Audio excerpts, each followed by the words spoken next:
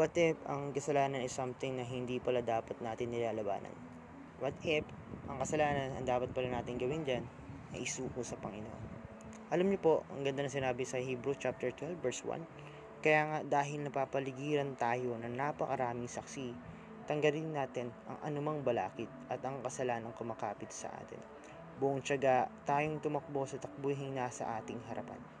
Ganda po, no? Utos po yan na nagsulat ng book Hebrews. Sabi doon, tanggalin daw natin ang anumang balakid at ang kasalanang kumakapit sa atin. Alam niyo po, ang kasalanan ay burden that causes us to be slow in our journey in life, especially in a Christian life.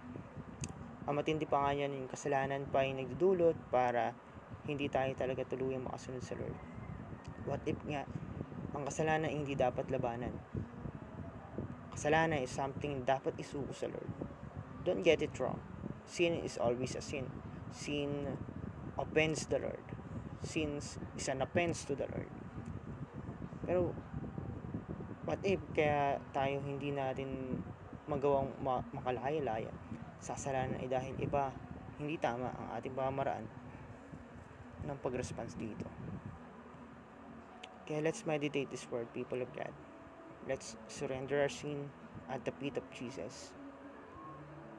Because Jesus is the only one who can overcome the sin and its power.